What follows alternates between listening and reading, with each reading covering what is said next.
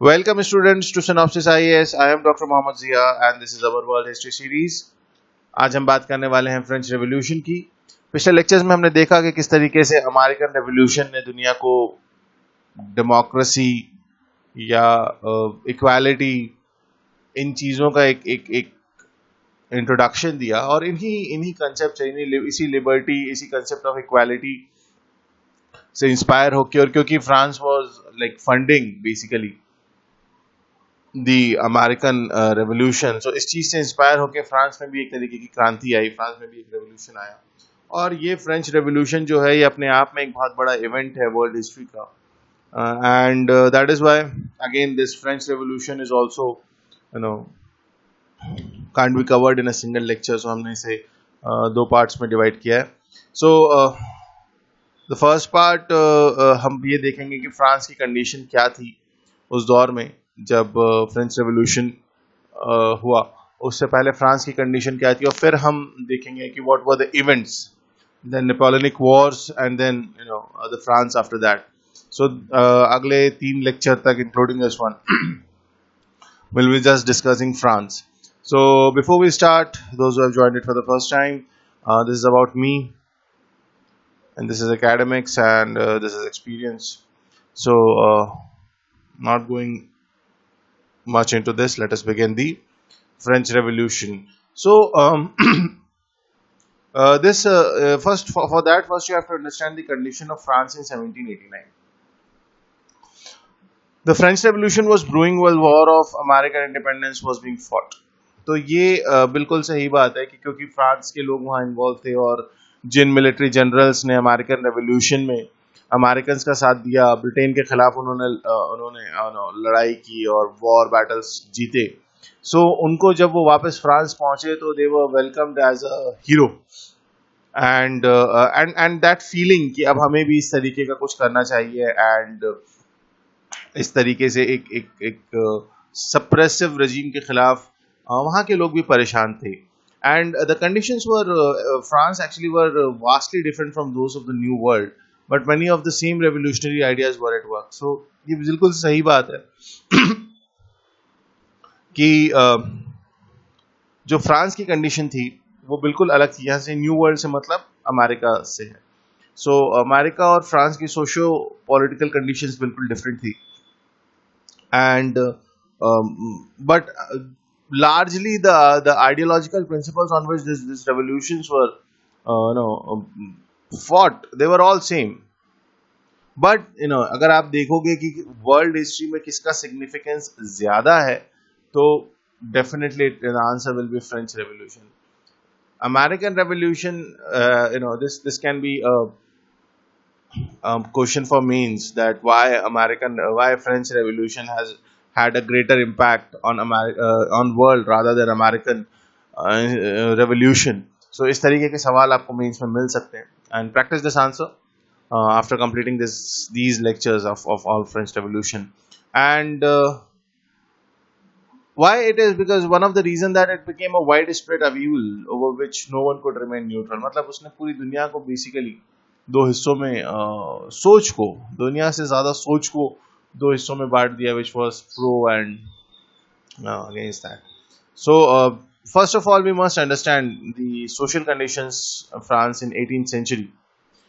अब आपको ये समझना होगा कि उस वक्त की जो फ्रेंच सोसाइटी थी, it was divided into 3 states.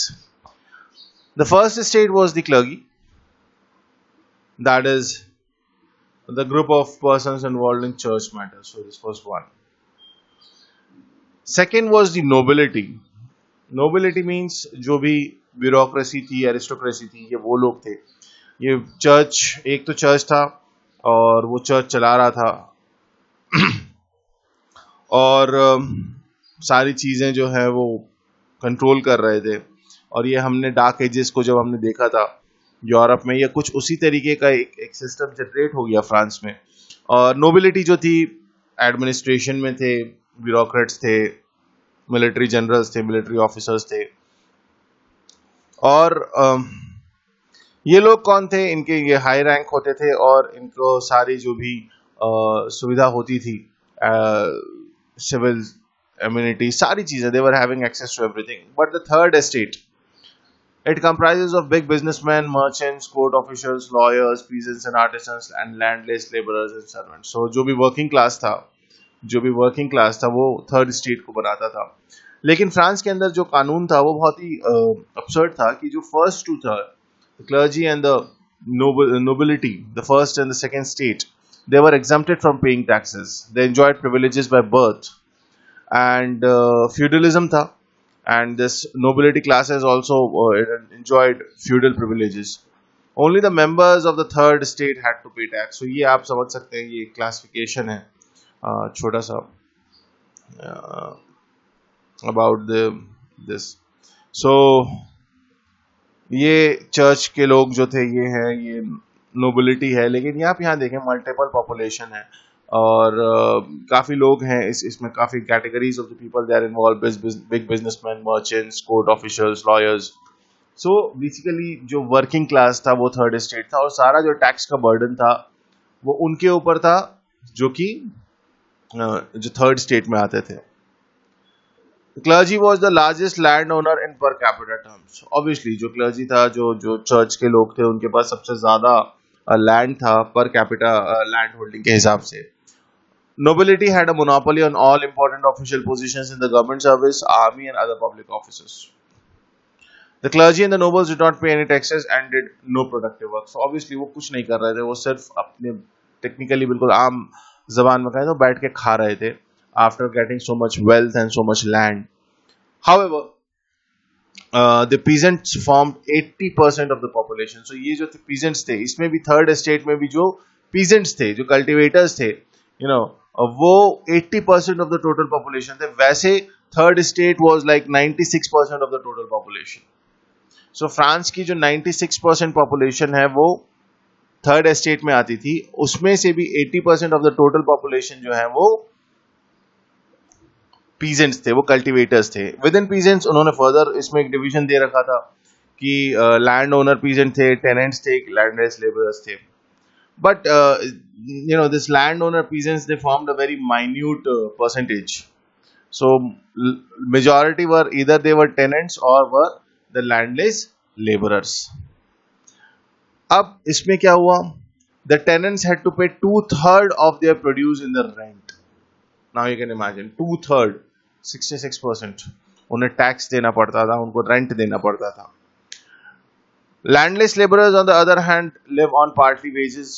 ठीक है, उनको मतलब जस्ट एक नॉमिनल कुछ वेज दे दिया जाता था, उस पर उनकी जिंदगी चल रही थी. Although no one was a serf. तो सर्फडम जो हमने देखा था वो एग्जैक्टली तो नहीं था, लेकिन the forced labour still existed as a feudal privilege of the lord and was put into operation frequently, especially for public work. So उनको ये लगता था कि जो भी tenants है उनका काम यही है कि वो जो है, मतलब they cannot be like कि सर वो tenants है तो वो जो लॉर्ड कहेगा, जो लैंडलॉर्ड कहेगा, उनको वो सारी चीजें करनी होगी. और ये एक्चुअली उन्हें सिर्फ कहना चाहिए कि खेती के काम में नहीं लगा रहे थे, जो दूसरे पब्लिक वर्क्स होते थे उसमें भी इनको they used to ask them, और उनको करना पड़ता था. ऐसा कोई नहीं है कि काम मना कर सकता था. थर्ड स्टेट का कोई इंसान सेकेंड स्टेट या फर्स्ट स्टेट का दिया हुआ काम मना नहीं कर सकता था.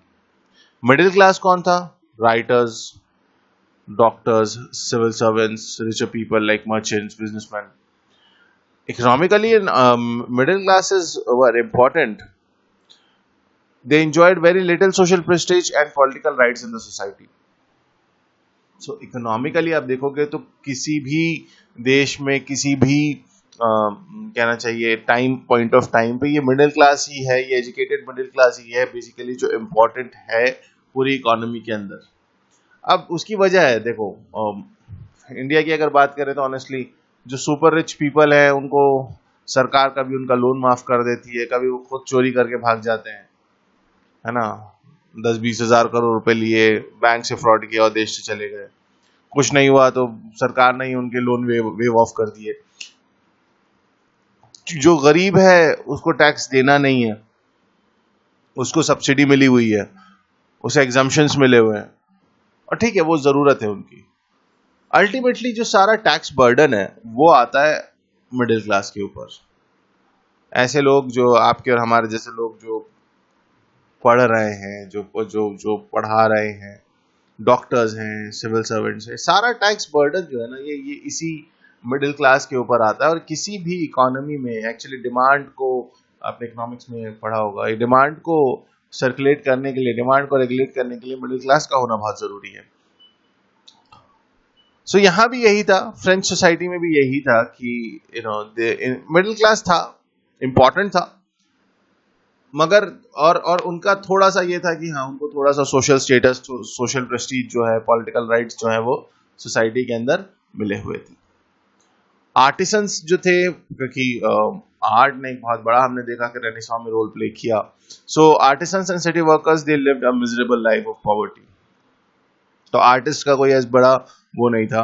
They enjoyed no rights at work place and couldn't shift their jobs without a good certificate of good conduct by the employer. तो उनको जॉब भी स्विच करने की आजादी नहीं थी। देयर वाज नो लॉज और देयर वाज नो प्रोटेक्शन और no rights at the work place.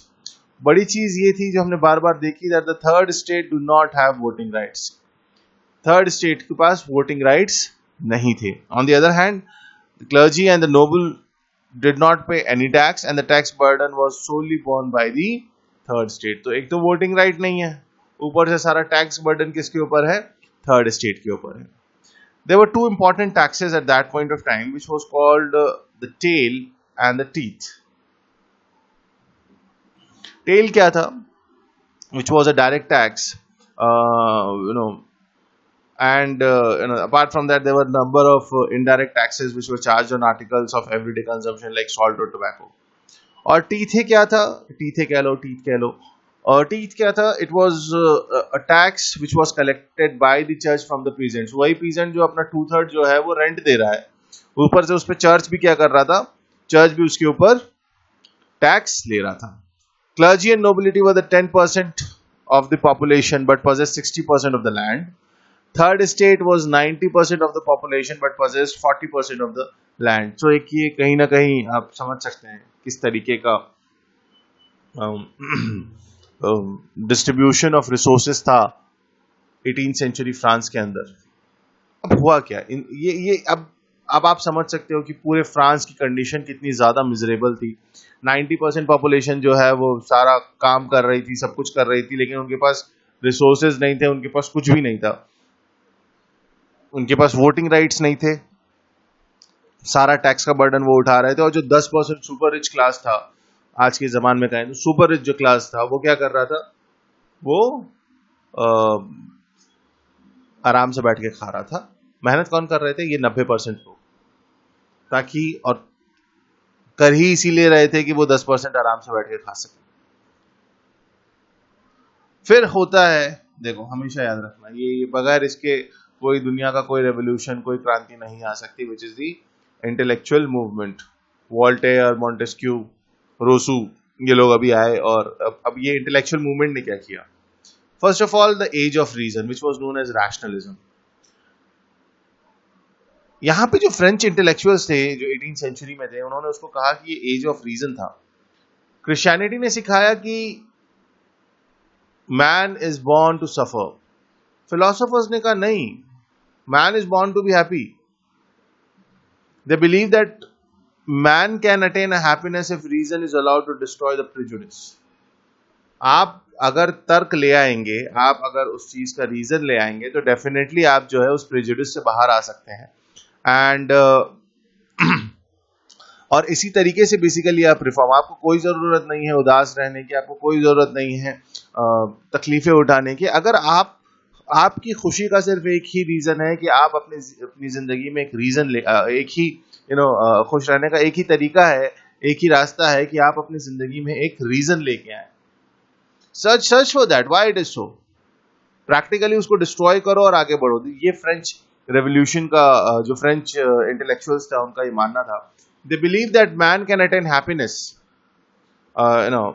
if they are allowed, if it is allowed to destroy the prejudice। So एक मतलब बस बना रखा है जो एक चीजें, जो कई ऐसे प्रथा है और कल्चर्स एंड ट्रेडिशन है जो जमानों से चले आ रहे हैं, लेकिन शायद उनके पीछे कोई तर्क नहीं है।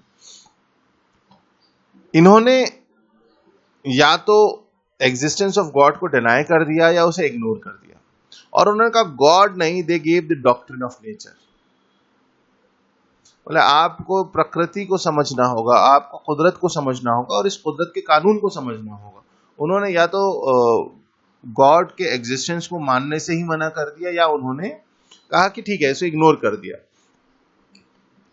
दे अर्ज्ड फेथ इन रीजन। तो उन्होंने कहा कि आप ये गॉड और ये जो सारी चीजें जो ये चर्च वर्च कह रहा है, इसको मानने से अच्छा है कि आप you should go you should have faith in reason. और ये रीजन जो है यही ये जिसको आप इसको रेशनैलिटी कह लो, आप इसको प्रैक्टिकलिटी कह लो, यही जो बेसिकली रीजन है यही बनाएगा एक परफेक्ट सोसाइटी को।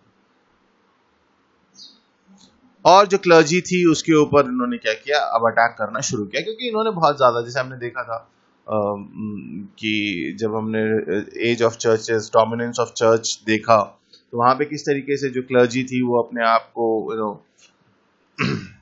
लेटर ऑफ इंडल्जेंस और ये सारी चीजें करके वो उन्होंने बहुत सी ऐसी रिचुअल्स बना रखे थे। और सबसे पहले तो जो फिलोसोफर्स थे, जो फ्रेंच फिलोसोफर्स थे, उन्होंने सबसे पहले अटैक किया किस पे, अपने थॉट से। Attack in the sense not चाकू लेके दौड़े नहीं थे पीछे, इट वाज लाइक उन्होंने अपने थॉट से सबसे पहला जो अटैक किया वो क्लर्जी के ऊपर किया। अब if you will see from renaissance period, obviously उनको साइंटिफिक एडवांसेस भी हो चुके थे रेनेसां के दौर से लेके अब तक, उनके पास बेटर रीजंस थे, बेटर डिस्कवरीज थी। Voltaire, one of the most famous French writers of all the time, though not an atheist, believe all religions are absurd and contrary to reason. उसने कहा leave one, all religions are absurd. And when Voltaire ने जब ये बात की, तो जो दूसरे फिलोसोफर्स थे, जो दूसरे मतलब एथियस्ट थे या मटेरियलिस्टिक लोग थे, उन्होंने बोला कि हाँ ये बात सही कह रहा है। They gained popularity. They believe that man's destiny lay in this world rather than in heaven. वो सब गालिब ने भी तो कहा, हमें पता है जन्नत की हकीकत गालिब, दिल को बहलाने को ख्याल अच्छा है। तो वही चीज वोल्टायर ने भी कही कि ये जन्नत वन्नत, स्वर्ग और जन्नत कुछ नहीं, जो है इसी दुनिया में है। सारा जो कुछ आपका अच्छा बुरा होना है वो इसी दुनिया में होना है। There's all this idea of heaven and hell and everything is absurd. Writings attacking religion fed the fires of revolution because the church gave support to autocratic monarchy and the old order. So church was continuously towards the old order and started to give support to that autocratic monarchy. अभी हम next lecture में देखेंगे कि क्या monarchy या जो French royal family थी वो किस तरीके से बिहेव कर रही थी। वहां पे आप देखोगे कि इनका किस तरीके से और उनकी इन एब्सर्ड एक्टिविटीज को एक्चुअली जो क्लर्जी थी वो सपोर्ट कर रही थी। तो ऑब्वियसली लोगों के अंदर एक जो लड़ने की और इस चीज की ख्वाहिशात थी ये तेज होने लगी। Then came democracy. Montesquieu ने सबसे पहले कहा कि उसने कहा कि he thought that the kind of government best suited to man and outlined the principles of constitutional monarchy, जो इंग्लैंड में था। रूसो ने on the other hand doctrine of popular sovereignty and democracy की बात की। रूसो ने कहा कि man is born free yet everywhere he is in chains. उसने कहा इंसान पैदा हुआ ही क्यों है, पैदा हुआ है आजाद रहने के लिए, और वो आजाद ही पैदा हुआ है। लेकिन अगर आप अपने आसपास की दुनिया में देखेंगे तो वो कहीं ना कहीं जंजीरों में जकड़ा हुआ है, हर तरफ हर तरफ। He said that state of nature, and when this freedom was the following, when this freedom was lost, जब प्रॉपर्टी आने लगती है, जब ये इस तरीके की ओनरशिप और प्रॉपर्टी और बेसिकली टारगेट कैपिटलिज्म की तरफ आप थोड़ा सा ले जा सकते हैं। लेकिन उन्होंने कैपिटलिज्म तो उन्होंने ऐसा चूज नहीं किया था, लेकिन ये जो एमरजेंस ऑफ प्रॉपर्टी है यही बेसिकली सबसे बड़ा एविल है पूरी सोसाइटी का, मॉडर्न सोसाइटी का। और इसी ने, यही ओनरशिप ऑफ प्रॉपर्टी ने बेसिकली सबकी आज़ादी जो है वो छीन रखी है, इसी ने सबको जो है जंजीरों में जकड़ा हुआ है। देन अब करें क्या? रूसो ने कहा we need a new social contract to guarantee the freedom, equality and happiness which man enjoyed in the state of nature. और जब उन्होंने कहा कि इंसान जो है वो जब इन मटेरियलिस्टिक चीज़ों से दूर, ये प्रॉपर्टी और ये ओनरशिप और ये और ये गुलामी से दूर जब basic law of nature follow करेगा ना, तभी उसको एक तब हम एक नए सोशल सिस्टम की तरफ बढ़ेंगे जो कि आज़ाद होगा, जहाँ पे हर किसी को बराबरी का हक होगा। और यही दो चीज़ें हैं जो इंसान को खुश रखती हैं। रोसू's theory contained a principle Rousseau's theory contained a principle that had been written to American Declaration of Independence. No political system can maintain itself without consent of the governed. कोई भी राजनैतिक कहना चाहिए वो अपने आप को एग्जिस्ट वो नहीं कर सकता जब तक उसके पास वो अथॉरिटी नहीं होगी, किसकी, जिनको वो गवर्न करना चाह रहा है उसकी। And then came the principles of laissez-faire and no taxation without representation. Laissez-faire means an economy where there is no interference. Let the economy be to the market forces of demand and supply. और क्योंकि सारा tax कौन दे रहा था? सारा tax दे रहा था third state. तो उसने कहा भैया नो टैक्सेशन विदाउट रिप्रेजेंटेशन। और यही थॉट्स जो थे वो अमेरिकन रेवोल्यूशन के भी स्टार्टिंग में हम देखते हैं जब the colonies, they started raising voice against Britishers. The doctrine of nature brought the clergy under attack by the thinkers. It emphasized that there was a need to study nature's law and religion cannot help this. So they said that all your reasons in religion, they are all absurd. What we need to understand is humanity. What we need to understand is nature. And it is the power of reason that is the key to nature. और अगर आपके पास rationality नहीं है, अगर आपके पास ये समझने की शक्ति नहीं है, तो आप इस प्रकृति के, आप इस कुदरत के कानून को नहीं समझ सकते। All man are born free. उन्होंने कहा कोई किसी का गुलाम नहीं है। आपकी आप जिस लीनियज में पैदा हुए हैं वो कैसे तय कर सकता है कि आप आने वाले वक्त में क्या करेंगे? आपके पैदा होते से ही आपकी तकदीर कैसे लिखी जा सकती है? बोले नहीं, all man are born free. And this became the fuel for the French Revolution.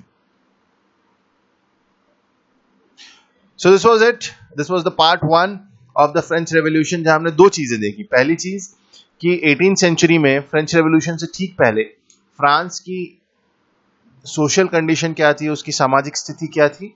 दूसरा, कैसे ये जो आइडियाज, ये जो रेवोल्यूशन ऑफ द इंटेलेक्चुअल था, कैसे इनके आइडियाज ने, इनके थॉट्स ने जो है वो चीजों को चेंज किया, कैसे उन्होंने रेवोल्यूशन को गाइड किया, उनके आइडियाज ने, उनके थॉट्स ने, उनकी फिलॉसफी ने। अब नेक्स्ट लेक्चर में हम देखेंगे कि किस तरीके से ये सारा फ्रेंच रेवोल्यूशन होता है, and there will be one more lecture on French revolution. So till then, have a great time at home. Don't forget to give your valuable comments and like the video, subscribe the channel, and for further details you can contact the information about Synopsys IAS given in the description. So have a great time, stay safe, stay healthy. Thank you so much.